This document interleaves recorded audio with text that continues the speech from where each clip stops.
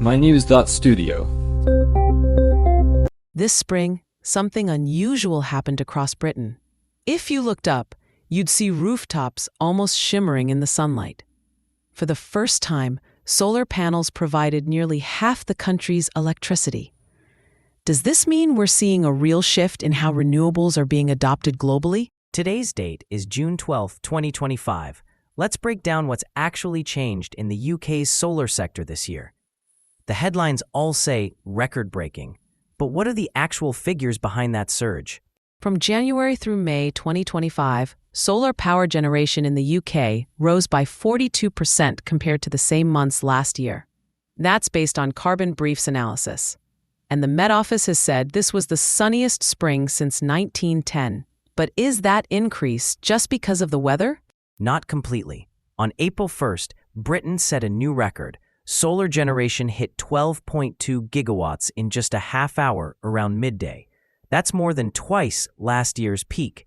In April, solar provided 40% of the country's electricity demand during that same half hour. What's actually changed to allow for that jump? A few things stand out. First, the number of UK homes with solar panels has grown quickly. Over 1.5 million households now, compared to only 28,000 in 2010. The UK's total installed solar capacity just passed 18 gigawatts, with more than 3 gigawatts added last year alone. So it's not just more panels, it's the fastest pace of growth we've seen. So what's behind this wave of installations? Is it mainly that technology's cheaper, or are government policies driving it too? Policy is crucial. The government removed VAT from solar panels, so it's much less expensive now for homeowners and businesses. Plus, there's the smart export guarantee. People get paid for the electricity they send back to the grid. High energy prices and climate targets have made solar more appealing as well. If someone puts in solar panels now, they save money up front and can earn from what they don't use. Is it the same for the commercial sector? Commercial rooftops accounted for about 20% of new solar capacity in 2024.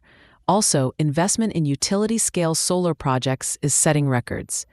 We're seeing many large solar farms come online, helped by easier planning rules and more stable policies. And what about storage? If the sun isn't shining, can the grid still rely on all this solar?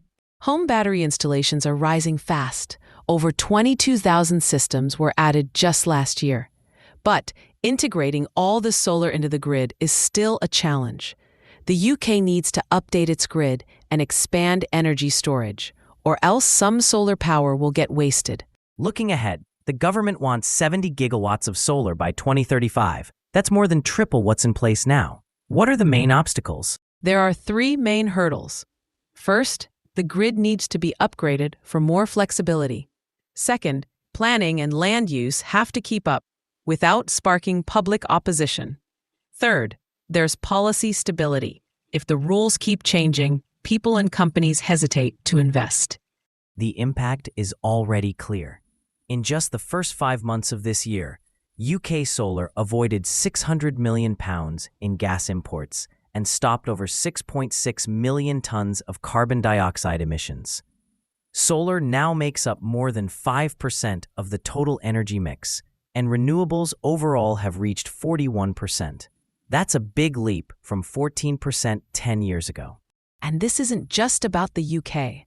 It's a signal to other countries that rapid, large-scale adoption of renewables is possible, even in advanced economies with high energy needs. The combination of incentives, updated technology, and urgency is working. Is this a model others could adopt? That's the key question. As other countries face the climate crisis, the UK's solar growth offers a practical example. Make it affordable, make it profitable, and keep the rules straightforward. The big challenge now is scaling it up, and quickly. We've seen Britain move from cautious optimism to real progress in solar energy. The data now shows what's possible when public policy lines up with private investment. And as this unfolds, the UK's experience may help shape energy transitions far beyond its borders. That wraps up today's episode. Britain's solar surge, the numbers behind it, the policies at work, and what it could mean globally.